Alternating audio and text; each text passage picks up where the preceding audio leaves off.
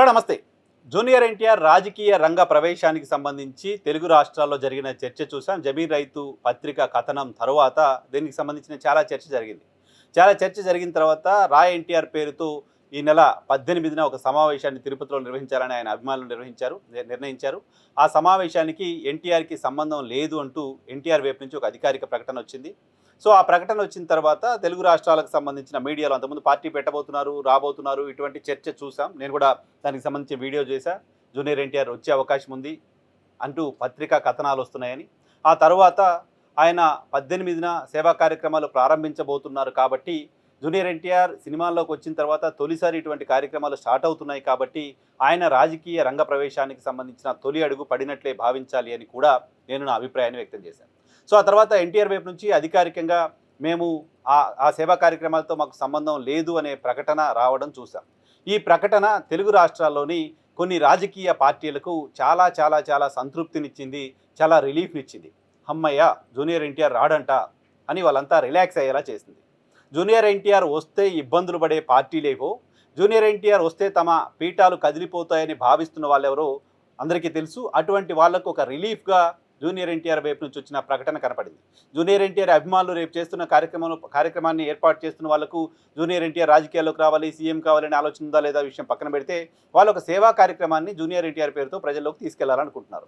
సేవా కార్యక్రమాలు చేయడాన్ని ఏ సినీ నటుడు కూడా తప్పుపట్టే పరిస్థితి ఉండదు. నిజానికి చాలామంది కోరుకుంటారు కూడా దాన్ని. సో ఇప్పుడు జూనియర్ ఎన్టీఆర్ కార్యాలయం వైపు నుంచి ఈ నెల 18న చేపడుతున్న కార్యక్రమానికి జూనియర్ ఎన్టీఆర్కి సంబంధం లేదు అనే ప్రకటన వచ్చినంత మాత్రాన ఇక ఆయన రాజకీయాలకు శాశ్వతంగా రామ్ చెప్పినారు. రాజకీయాలకు శాశ్వతంగా తాను రాను అనే ప్రకటన ఇచ్చినట్లుగా భావించాలా?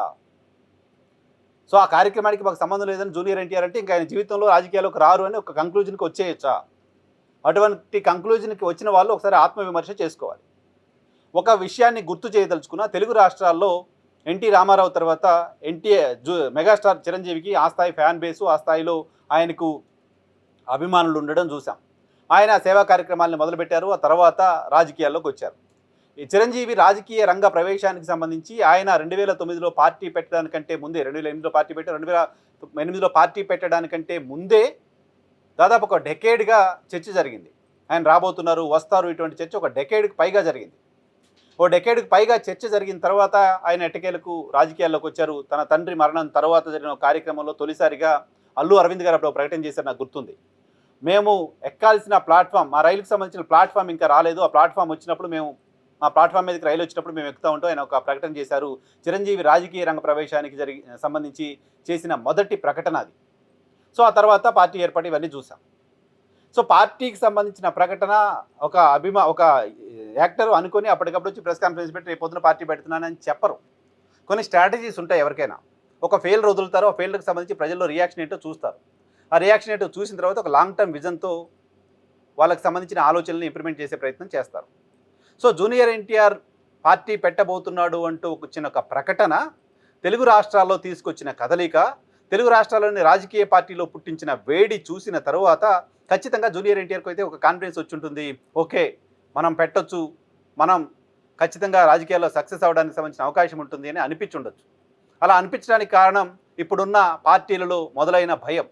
ఆ భయం తాలూకా ప్రకంపనలు ఆ పార్టీకి సంబంధించిన మీడియాలో కనపడ్డది చూసిన తర్వాత జూనియర్ ఎన్టీఆర్ కూడా అటువంటి కాన్ఫిడెన్స్ వచ్చి ఉండొచ్చు. తమిళనాట విజయ్ సక్సెస్ తర్వాత ఈ ఆలోచన చాలామంది యాక్టర్లకు పెరిగింది అని మాట్లాడుకున్నాం మనం.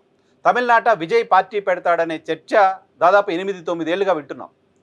8-9 ఏళ్ళుగా ఆయన పార్టీ పెట్టబోతున్నాడు, పార్టీ పెట్టాలి, రాజకీయాల్లోకి రావాలని అభిమానులు కోరడం కావచ్చు, ఆయన పెడతారంటూ చర్చలు రావడం కావచ్చు, ఆయన పేరుతో ఆయన తండ్రి ఒక పార్టీని రిజిస్టర్ కూడా చేయించడం కావచ్చు, ఇవన్నీ చాలా రోజులుగా చూస్తున్నాం. మొన్న సార్వత్రిక ఎన్నికల కంటే అంతకుముందు జరిగిన సార్వత్రిక ఎన్నికల్లో ఆయన పెట్రోల్ ధరలకు నిరసనగా ఇంటి నుంచి సైకిల్ వేసుకొని వెళ్ళి ఓటేసి వచ్చారు.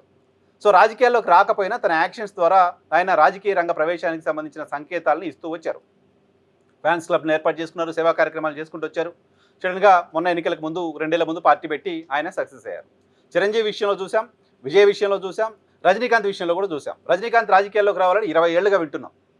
20 ఏళ్ళుగా ఆయన రాజకీయ రంగ ప్రవేశం, చిరంజీవి కంటే ముందు నుంచి ఆయన రాజకీయ రంగ ప్రవేశానికి సంబంధించిన చర్చ తమిళనాట ఉంది.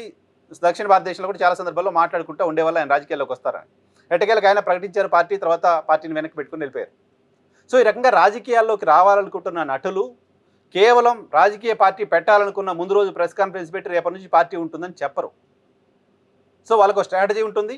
ఆ స్ట్రాటజీలో భాగంగా జనాలకు సంబంధించిన ఒపీనియన్‌ని తెలుసుకునే ప్రయత్నం చేస్తారు. అటువంటి ప్రయత్నమే జూనియర్ ఎన్టీఆర్ విషయంలో కూడా జరిగింది అని భావించొచ్చు. జరిగింది అని భావించడానికి సంబంధించిన అవకాశం ఉంది అనేది నా అభిప్రాయం. కాబట్టి జూనియర్ ఎన్టీఆర్ రాడంట అని రిలాక్స్ అయిన వాళ్ళంతా రిలాక్స్ అవ్వకండి. జూనియర్ ఎన్టీఆర్ ఈ సేవా కార్యక్రమాలతో మాకు సంబంధం లేదు. ఈ సేవా కార్యక్రమాలు మాకు తెలిసి మా అనుమతితో చేస్తున్నవి కాదు అని ప్రకటన చేశారు తప్ప, నేను జీవితంలో రాజకీయాల్లోకి రాను, రాజకీయాలకు నాకు సంబంధం లేదు, నేను పార్టీ పెట్టే ఆలోచనలో లేను అనే స్టేట్మెంట్ జూనియర్ ఎన్టీఆర్ దగ్గర నుంచి ఎప్పుడు రాలేదు కాబట్టి, ఇప్పటివరకు రాలేదు కాబట్టి, భవిష్యత్తులో వస్తుందనే ఆలోచన కూడా లేదు కాబట్టి రిలాక్స్ అయిన వాళ్ళంతా కాస్త ఒకసారి ప్రాక్టికల్గా ఆలోచించడం మొదలుపెట్టండి.